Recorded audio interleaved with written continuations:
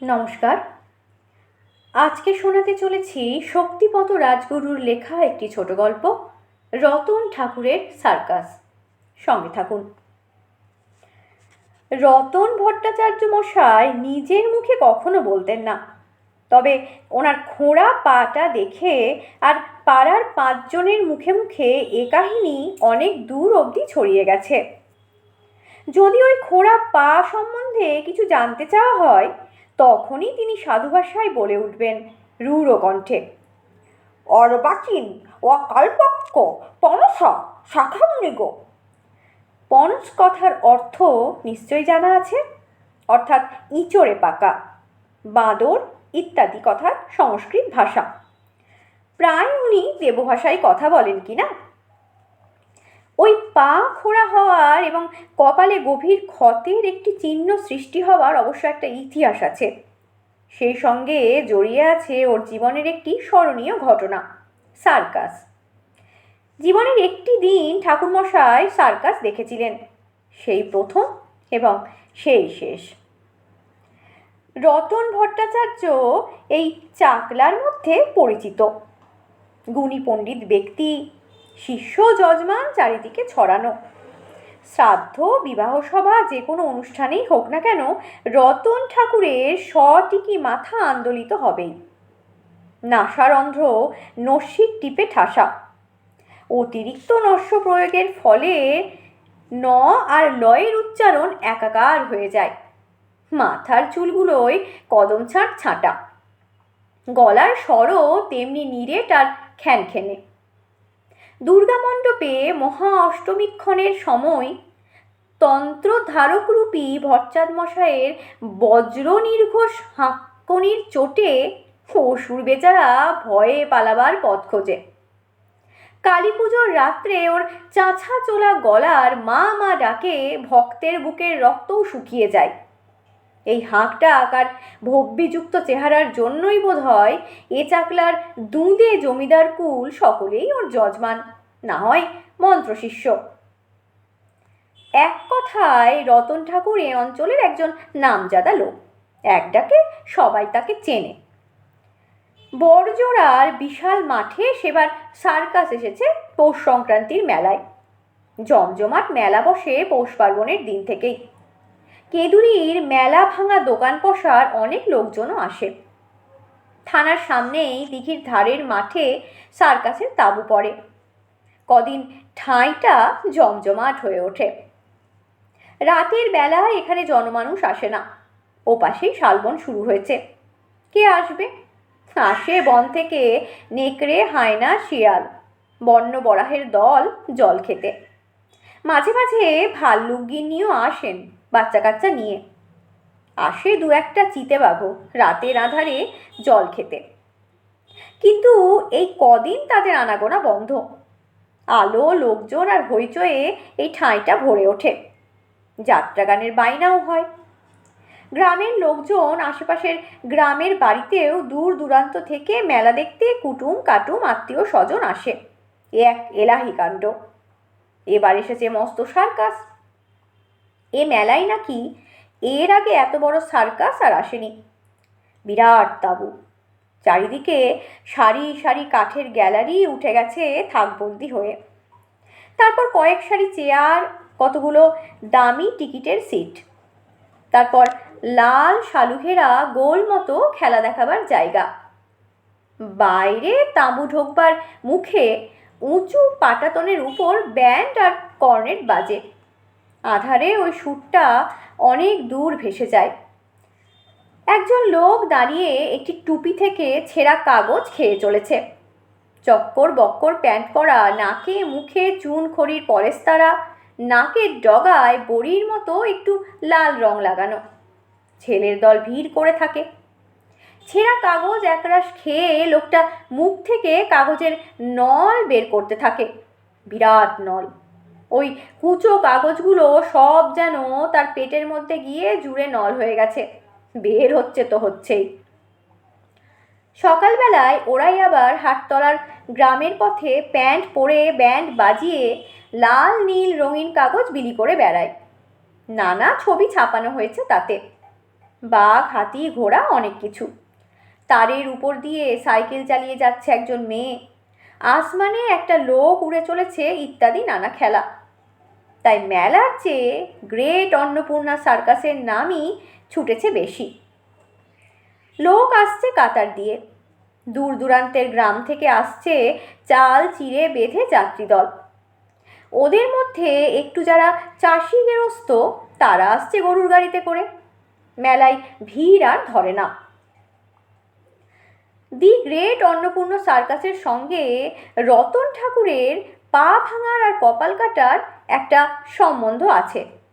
না, তিনি সার্কাসে খেলা দেখাতেন না, তবে তিনি দেখতে এসেছিলেন। তবে এতেও প্রশ্ন ওঠে, সার্কাস দেখতে এলে হাত পা ভেঙে হওয়ার কি আছে? অনেকেই তো সার্কাস দেখেছে অনেকবার, কিন্তু তাতে কি হবে? অন্যেরা ঠিক দেখার মতন দেখেনি। যাকে রতন ঠাকুরের কথাতেই আসা যাক। বড়জোড়ার জমিদার বাবুদের খাস জায়গা ওই মাঠটা, মস্ত ডিঘিটিও তাদেরই।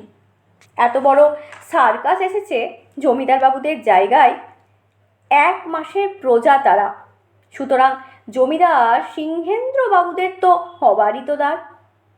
যখন খুশি যাবার খুশি, দেখো টিকিট লাগবে না। রতন ঠাকুর সেদিন গ্রামের ছেলেদের মুখে সার্কাসের গল্প শুনে অবাক হন। পদা নিজের চোখে দেখে এসেছে, সে লম্বা চওড়া গল্প জুড়েছে। রতন ঠাকুরেরও ইচ্ছা হয় একবার দেখে আসেন ব্যাপারটা। সেই দিনই জমিদার বাবুদের বাড়ি থেকে নেমন্তন্ন আসে। যজমান সিংহেন্দ্রবাবু গুরুদেবকে এহেন তাজ্জব খেলা দেখতে যাবার জন্য নেমন্তন্ন পাঠিয়েছেন।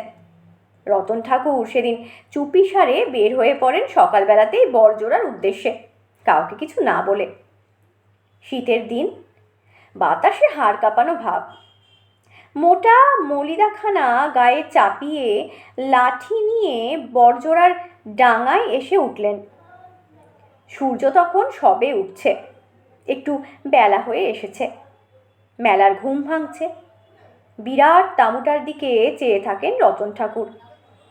একে পট্টা বাসছে, সঙ্গের লোকটা ওসব দেবভাষা বোঝে না, মাথা নাড়ে। হি গো ঠাকুর মশাই।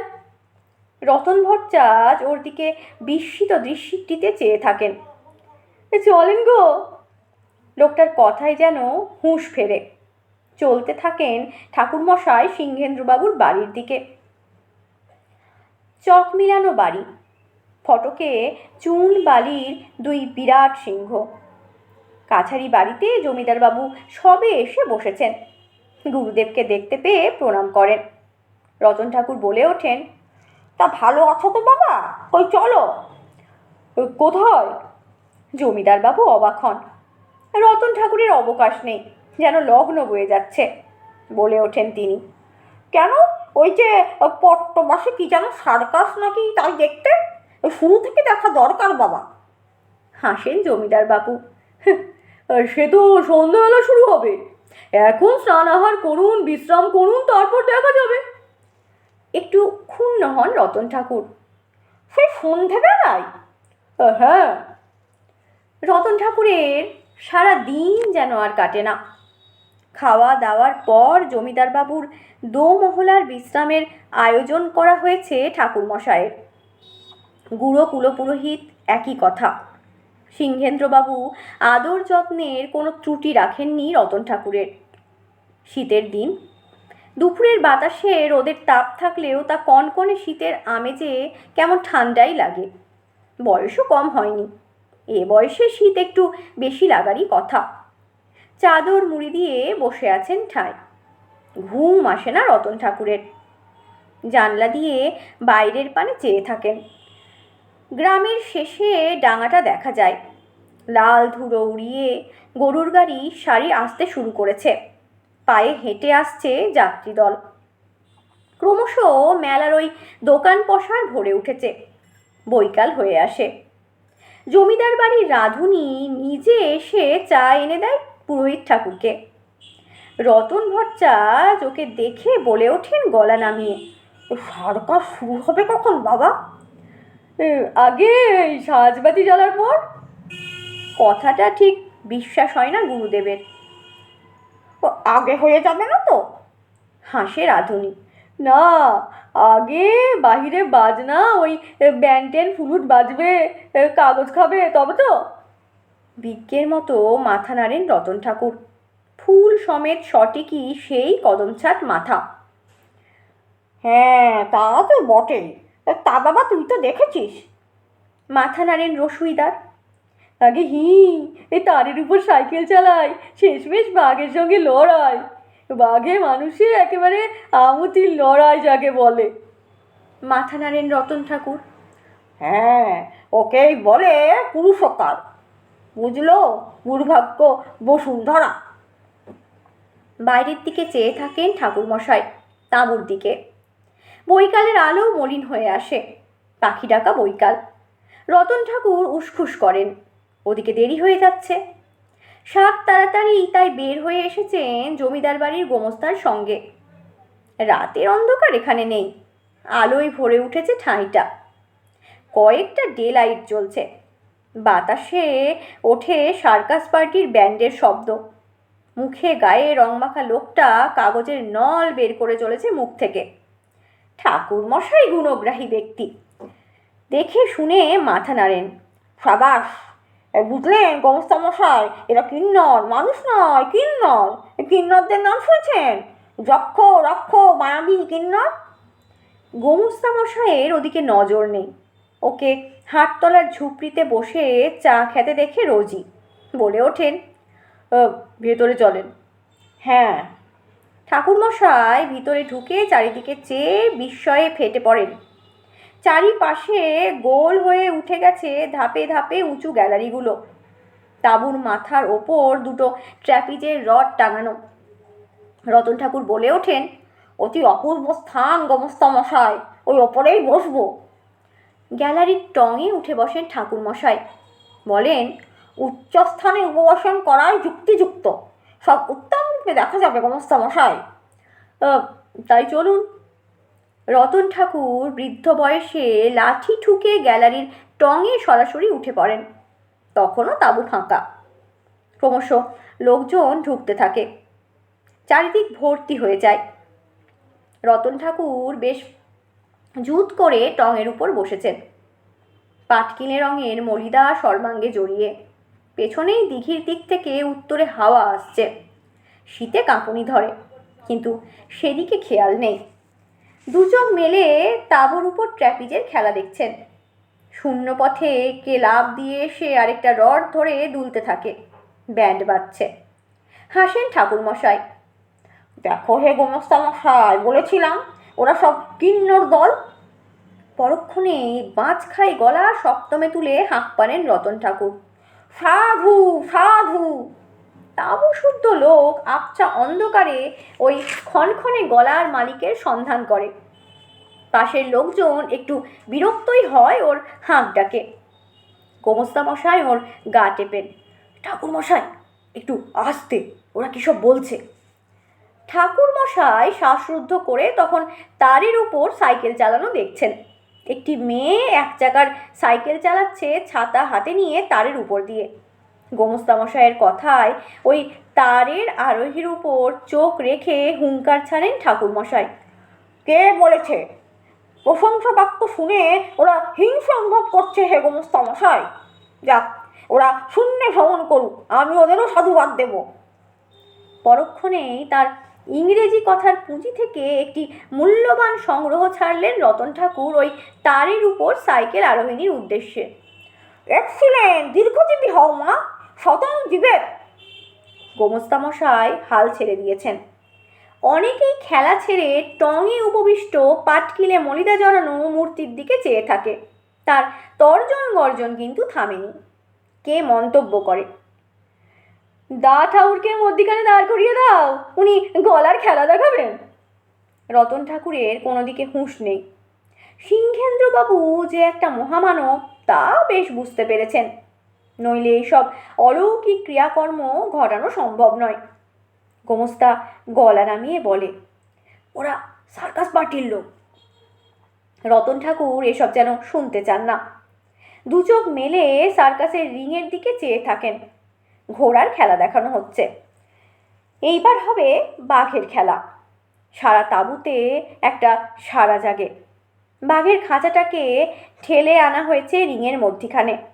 লোহার রড ঘেরা উঁচু প্রশস্ত খাঁচা। একজন লোক লাল পোশাক পরে একটা চাবুক হাতে ঘুরছে ওর চারিপাশে। বাঘটা ঝিম মেরে পড়ে আছে। খাঁচা আর গোত্তা খেয়ে মাঝে মাঝে দাঁত বের করে চাপা গর্জন করে। রতন ঠাকুর টঙের উপর জুত করে বসে মন্তব্য করেন, বন্দি ব্যাঘ্র, দেখো গোমস্তামশাই, বৃথায় ওর আস্ফালন। কে ধমকে ওঠে, ধুর, থামুন মশাই। বাঘটা গলার থেকে একটা ঘড়ঘড়ে আওয়াজ বের করছে। সেও যেন বিরক্ত হয়ে উঠেছে, খোঁচা খেয়ে। চারিদিকে হাততালির শব্দ ওঠে। রিংমাস্টার ঢুকেছে বাঘের খাঁচায়। এইবার সার্কাসের বিখ্যাত খেলা বাঘে মানুষের লড়াই শুরু হবে। তার আগে সার্কাসের ম্যানেজারের বক্তৃতা শুরু হয়। তিনি বক্তৃতা দেন, এই খেলোয়াড়ের নাম দ্বিতীয় শ্যামাকান্ত। একজনই এর আগে বাঘের সঙ্গে লড়াই করেছিলেন, সেটাও জানাতে ভোলেন না। এই একজনই এর আগে বাঘের সঙ্গে লড়াই করেছিলেন আর করেন এই রিং মাস্টার, তাই ওর নাম দ্বিতীয় শ্যামাকান্ত। করতালির শব্দ ওঠে। রিং মাস্টার খাঁচা খুলে এগিয়ে যাচ্ছেন বাঘের দিকে। টঙের ওপর থেকে বাঁচখাই কণ্ঠস্বর সমানে শোনা যায়, বীরভগ্য বসুন্ধরা, বীরভগ্য বসুন্ধরা। হঠাৎ তাঁবুতে একটা হইচই কলরব, আর্তনাদ ওঠে। হাজারো কণ্ঠে কারা চিৎকার করছে। যে যেদিকে পারছে দৌড়ে পালাচ্ছে। কে কার ঘাড়ে পড়ে ঠিক নেই। পালা পালা রব উঠেছে। অভাবনীয় দৃশ্য। বাঘটা খাঁচার বাইরে চলে এসছে। রিংমাস্টার প্রাণপণে দুহাতে ওর মোটা লেজটা ধরে টানছে, কিন্তু তাতে কি হবে? বাঘ চলেছে সোজা। পেছনে লাল ঝকমকে সার্টিনের পোশাক পরা সেই রিংমাস্টার তখনও লেজ ছাড়েনি। তাকে টেনে নিয়েই চলেছে ব্যাঘ্র পুঙ্গব। যেন দড়ি টানাটানি লড়াই, কে হারে কে জিতে। একদিকে বাঘ, অন্যদিকে সেই রিংমাস্টার। রতন ঠাকুর তখনও নিজের কণ্ঠে সাবাস দিয়ে চলেছেন, এক্সিলেন্ট, সাধু সাধু, মারো টান। বাঘ তখন তাঁবুর গেটের কাছে, ল্যাজে ঝুলছে রিংমাস্টার। চারিদিকে কলরব উঠছে। সারা মেলায় সারা পড়ে গেছে। সার্কাসের বাঘ এতক্ষণে বোধহয় 2-10টাকে ঘায়েল করেছে। মেলায় কলরব ওঠে। চারিদিকে শোনা যায় ভীত আর্তনাদ। দৌড়চ্ছে ছেলে মেয়ে, লোকজন, দোকানদার, সবাই। পাশেই একটা আর্তনাদ শুনে চমকে ওঠেন রতনবাবু। গোমস্তামশাই তাঁবুর একটা খুঁটি ধরে তখন অনেক ওপরে উঠেছেন। সারা তাঁবু ফাঁকা। বাঘের হুঙ্কার শোনা যায়। বিপদের গুরুত্ব এতক্ষণে বুঝতে পেরেছেন রতন ঠাকুর। বাঘ এইবার তাঁকেই ধরবে বোধ হয়। একটা অস্ফুট আর্তনাদ করে গ্যালারির টং থেকে নামতে যাবেন, চোখের দৃষ্টিও কেমন ঘোলাটে হয়ে আসে। হাত পা ঠকঠকিয়ে কাঁপছে।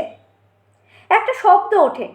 গ্যালারির টং থেকে কুমড়ো গড়ান দিয়ে গড়িয়ে পড়েছে ঠাকুরমশাইয়ের চাদর জড়ানো মূর্তি। গ্যালারির পেরেক আটকে গেছে মাথার ফুল সমেত পুরুষ্টু শিখা। কুমড়োর মোটা ওপড়ানোর মতো তা পট করে উপড়ে রয়ে গেল গ্যালারির আংটায়। তিনি গড়িয়ে পড়েছেন নিচে। কোথায় লাগলো ছিঁড়ল দেখবার সময় নেই তার।